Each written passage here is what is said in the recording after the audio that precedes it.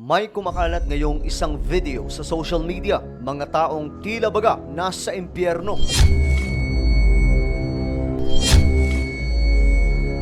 Subalit iba po ang kanilang sitwasyon doon, mga sangkay. Hindi po sila ang nakasulat sa Biblia na nakakaranas ng pagpapahirap araw o gabi. Ang mga taong ito ay makikita sa video, mga sangkay, na tila baga nantitrip at tuwang-tuwa pa. Subalit ang katanungan, mga sangkay, gaano nga ba talaga kaseryoso ang impyerno na nakasulat sa Biblia?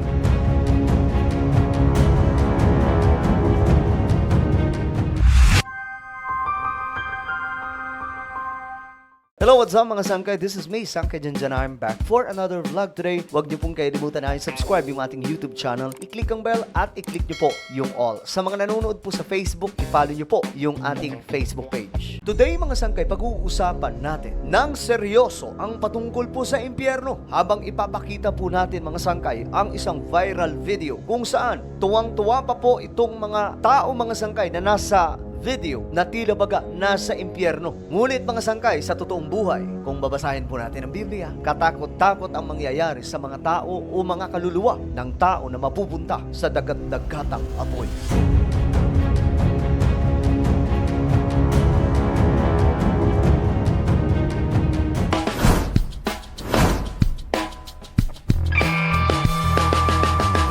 Ito po ang video na kumakalat ngayon sa social media. Isang video, mga sangkay, na tila baga gawang AI, na itong mga taong to, mga sangkay, ay masaya na parang nasa impyerno. Bagamat ito ay gawa lamang, mga sangkay, na video na hinulma o inedit na parang nasa impyerno. Pero mga sangkay, hindi po ganyan ang itsura ng mga nasa impyerno. Liburan dulu guys, nyobain mandi lava, ternyata seru juga, panasnya mantul.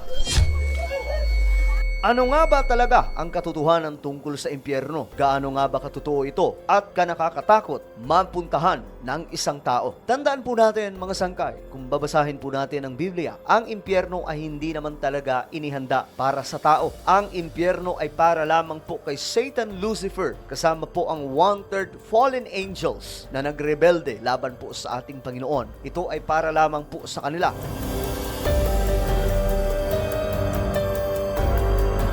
Subalit dahil po may mga susunod kay Satan, Lucifer, may mga taong magpapadaya, mga sangkay, sa gawa ng kaaway o gawa ni Satanas. Ito ang magiging dahilan kung bakit may mga tao rin po na mapupunta sa dagat-dagatang apoy na walang iba kundi ang impyerno. Ayon sa Biblia, mga sangkay, ang tao talaga ay papunta na sa impyerno nung hindi pa si Jesus Christ nagsasakripisyo sa pamamagitan po ng kanyang dugo para sa kaligtasan ng sangkatauhan. Ayon nga po sa Biblia sa Romans chapter 3 verse 23, sapagkat ang lahat ay nagkasala at walang sino mang nakaabot sa kaluwalhatian ng Diyos, na ang ibig sabihin lamang, mga sangkay, neto, ang tao ay talagang itinakda na mapupunta sa impyerno. Ngunit salamat sa ating Panginoong Hesus dahil po sa ibinigay na pagkakataon para maligtas ang isang tao kung ang tao ay lalapit sa Kanya at susunod sa kalooban ng ating Panginoong Diyos.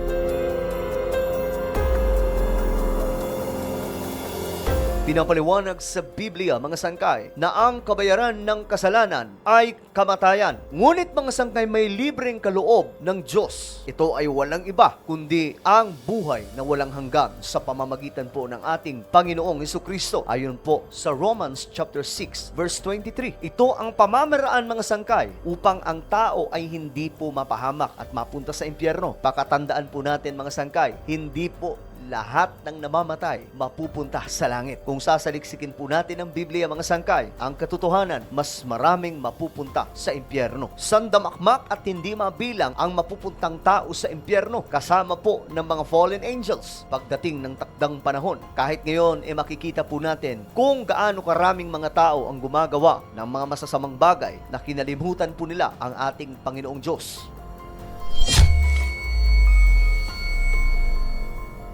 Nung si Jesus Christ ay nagkatawang tao at narito pa po siya sa ating mundo, ilang beses niya po itinuro ang patungkol po sa impyerno. Talagang binalaan niya ang lahat ng tao, mga sangkay, na mayroon pong kaparusahan sa mga taong hindi susunod sa kanyang kalooban. Ayon po sa Matthew chapter 5 verse 22. Ngunit sinasabi ko naman sa inyo, ang sino mang napupuot sa kanyang kapatid ay mananagot sa hukuman. Ang humahamak sa kanyang kapatid ay mananagot sa kataas-taasang kapulungan ng mga Hudyo. At ang sino mang magsabi sa kanyang kapatid, ulol ka, ay manganganib na maparusahan sa apoy ng impyerno. Isa lamang po yan sa halimbawa, mga sangkay, sa mga bersikulo sa Biblia kung paano po itinuro ng ating Panginoong Hesus na totoong nag-i-exist ang impyerno. At hindi po ito katulad ng iniisip ng iba, na kagaya po ng isang fantasy o katang-isip lamang.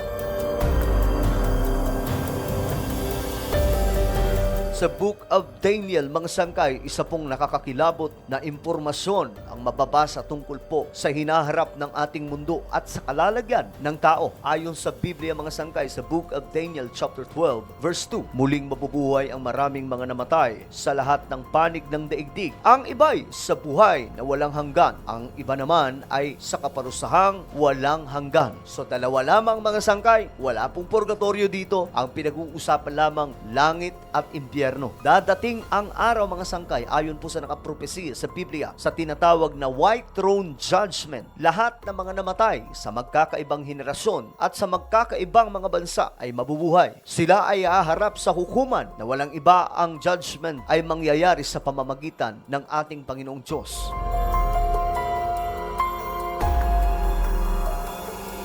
Ang iba ay mapupunta sa impyerno at ang iba naman ay mapupunta sa buhay na walang hanggan. Yan po ang realidad, mga sangkay, na magaganap sa hinaharap ayon po sa pagtatapos ng propesiya na nakasulat sa Biblia. Ganyan po kanakakatakot ang impyerno na hindi dapat yan pinagtatawanan. Hindi dapat po yan pinaglalaruan dahil walang sino man, mga sangkay, na tao ang makakapagsabi na kaya niya tiisin ang grabing apoy mula po sa impyerno na ilang libong mas mataas pa ang level ng init ng apoy kumpara sa apoy na mayroon ang ating mundo.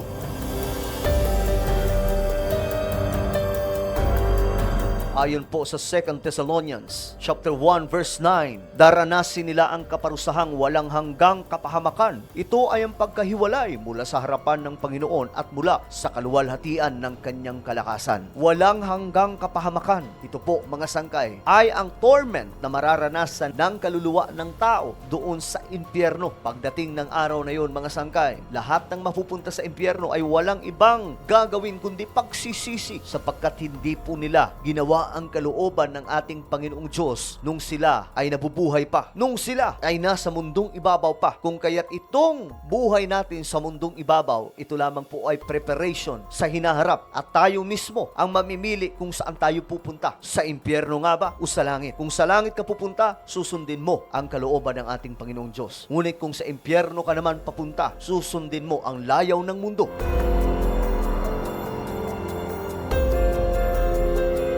Sa Revelation o Pahayag, chapter 14, ipinakita dito, mga sangkay, kung papaano mangyayari ang galit ng ating Panginoong Diyos sa lahat ng mga taong hindi sumunod sa Kanya. Galit hindi lamang sa tao, kundi kay Lucifer at sa kanyang mga anghel. Ayon po sa Biblia, mula po sa Pahayag, chapter 14, verse 10 hanggang 11, paiinumin ng Diyos ng purong alak ng kanyang puot na ibinuhos sa kopa ng kanyang galit. Pahihirapan sila sa apoy at asupre sa harapan ng mga banal na anghel at sa harapan ng kordero. Ang usok mula sa apoy na nagpapahirap sa kanila ay patuloy na tataas magpakailanman. Araw at gabi ay maghihirap ng walang pahinga ang mga sumamba sa halimaw at sa kanyang larawan at ang mga natatakan ng kanyang pangalan. Walang pahinga, mga sangkay, na ang isang tao pahihirapan ng Diyos sa impyerno. Isipin nyo na lamang po, mga sangkay, ang bunganga ng isang bulkan, kung papaano po yan nag-aalburuto. Isa pong apoy, isang asopre, mga sangkay, na maladagat o isang balon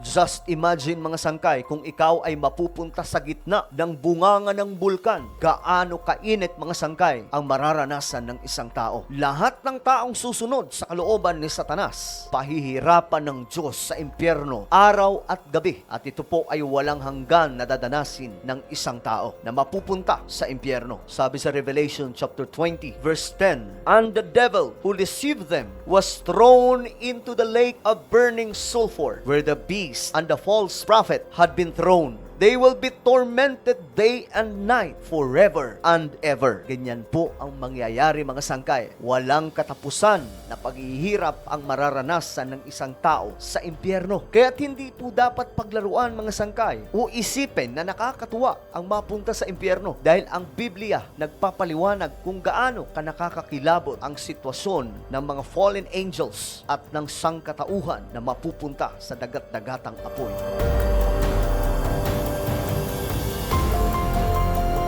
Kung kaya't ngayon pa lamang mga sangkay, pagsumikapan na po natin na tayo ay hindi mapunta sa impyerno. Pagsumikapan na po natin ang ating kaligtasan at ang hawakan ito hanggang sa pagbabalik ng ating Panginoong Diyos. Ayon po sa Mark chapter 9 verse 47 to 48, "At kung ang isang mata mo ay nagiging sanhi ng iyong pagkakasala, dukutin mo ito. Mabuti pang pumasok ka sa kaharian ng Diyos na isa lamang ang mata kaysa may dalawang mata, ngunit itatapon ka naman sa impyerno. Dooy hindi namamatay ang mga uod na kumakain sa kanila, at ang apoy ay hindi napapatay."